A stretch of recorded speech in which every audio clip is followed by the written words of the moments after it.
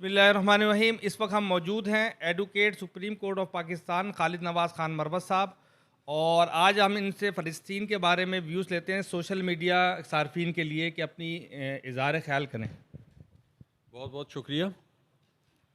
बिस्मिल्लाहिर्रहमानिर्रहीम।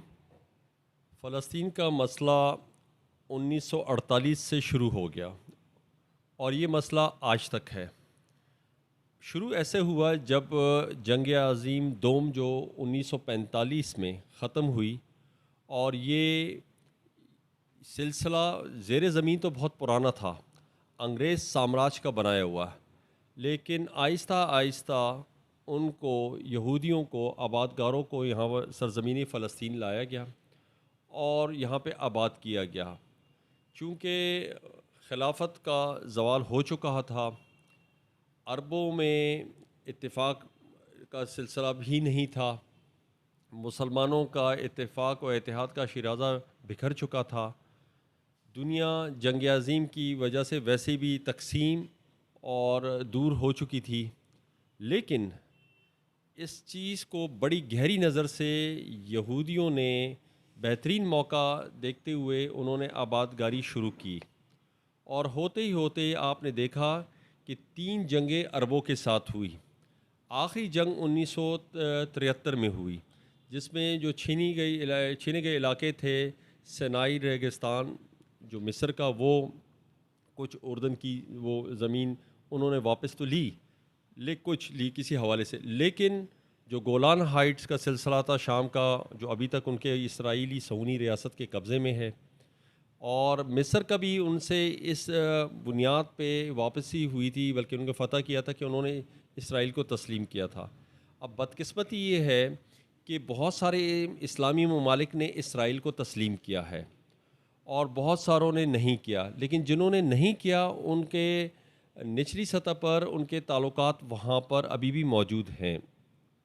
इसराइल को मुकम्मल तौर पे मगरिब की और ख़ासकर अमेरिका की बिल्कुल पुष्पनाही हासिल है, और जैसे कि मैंने पहले अभी अर्ज़ की अपनी निजी महफ़िलों में करता रहा हूँ कि इसराइल वो वाहिद मुल्क है जिसके कौमी तराने में, अगर आप इसको गूगल पे या किसी इसमें अंग्रेज़ी तर्जुमे के साथ देख लें, इनका ये वाहिद तराना है जिसमें दहशतगर्दी, कत्ल करना और तबाही करना, ये बाकायदा दर्ज दिया गया है।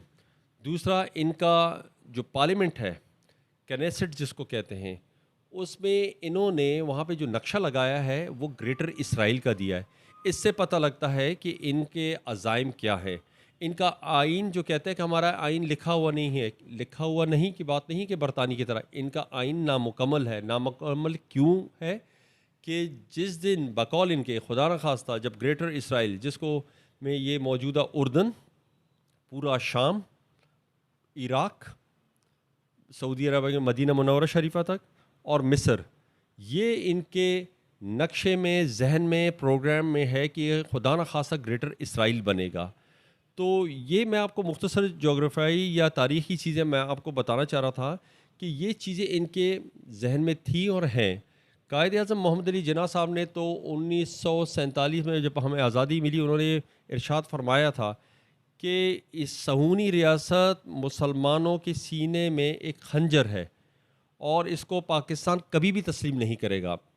लिहाजा हमारे अकाबरीन ने, बाबाए कौम ने खुसूसन जब कह दिया कि इसराइल को तस्लीम नहीं करना, 1967 से पहले की जो पोजीशन थी, अगर उस पर इसराइल दो मुमलिकत के नज़रिए पर, एक आज़ाद फ़लस्तीनी रियासत और दूसरी इनकी जो अगर रियासत जो भी हो, जिस नाम से भी हो, वो होती है, और जिसका फ़लस्तीन का दारुल हुकूमत बैतुल मुक़द्दस हो, जिसको जेरूसलम कहते हैं, तब तो ये हम मुसलमानों को या इस्लामी ममालिक को ये कबूल है।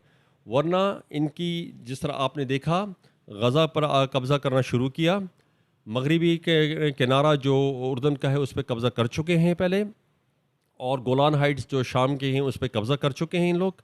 तो ये सिलसिला इनका आगे ही बढ़ता जा रहा है। आपने देखा, सिर्फ ये नहीं, 1971 में इन्होंने मशरक़ी पाकिस्तान में एक किरदार अदा किया। अभी ये जो पाकिस्तान के साथ पड़ोसी मुल्क कुछ साल पहले हमने उनके जो हवाई जहाज़ मार गिराए थे, उसमें इनका क्या किरदार था सबको पता है ये। तो ओआईसी की मीटिंगों से, हंगामी कॉन्फ्रेंसों से, इजलासों से, मुजाहरों से एक आगाही तो ज़रूर होती है, लेकिन बात इससे हल नहीं होगी। आप मुझे बताएं कि दुनिया में सूडान को तो तकसीम कर दिया जाता है, और इंडोनेशिया में भी ईस्ट तैमूर तकसीम का एक आज़ाद मुमलिकत की शक्ल में मारे वजूद में आता है, जनूबी सूडान भी आ जाता है। लेकिन जब ये मसला आता है तो 1948 से लेकर आज तक 75-76 साल हो गए, ये मसला हल नहीं होता। दिनों का काम है, कुछ हफ्तों का काम है। ये बैनुल-अक़वामी फ़ौजें पूरी दुनिया में जा सकती हैं, लेकिन इसराइल में नहीं जा सकती क्योंकि इनके कंट्रोल में है। मुसलमान ममालिक की फ़ौज एक अवन फ़ौज की सूरत पे गारंटी के तौर पे जा सकती है, लेकिन कभी इसका ज़िक्र तस्करा नहीं होता। अरब ममालिक अपने मुफादात और अपनी कुर्सियों को देखते हैं। अमेरिका आपने देखा बिल्कुल डायरेक्ट इनके पीछे खड़ा हुआ है। यहाँ तक कि मौजूदा बरतानवी वज़ीर-ए-आज़म ने तो असले से भरे हुए जहाज़ में वहाँ पे कदम रखे। अब मुझे बताएं, कहाँ गई जमहूरियत, कहाँ गई इंसानियत, कहाँ गए अक़दार, कहाँ गए वो फ़लसफ़ा देने वाले। मेरा कहना ये है कि एशिया, बर-ए-आज़म एशिया में जितने भी फ़सादात हुए या जितने भी हादसात या तबाहियाँ या हुई, वो तमाम की तमाम जो है ना, उसके पीछे अमेरिका है। मैं कहने का मकसद ये है कि इस एशिया को असले से पाक या बैरूनी मुदाखलत से पाक एक बर-ए-आज़म करार दिया जाए। यहाँ पे तमाम तजुर्बात हुए, ख्वाह जंग अज़ीम दोम में जापान पर एटम बम गिराने की सूरत में हो, या फिर उसके ये मशरिक़ वस्ता का मसला हो, या यहाँ पर किसी मुल्क के ऊपर चढ़ाई के हवाले से हो, सोवियत यूनियन की शक्ल में हो, फिर अमेरिका का यहाँ पे अमल दखल हो, बेशुमार अमरीकी अड्डों की मौजूदगी पूरी एशिया में हो।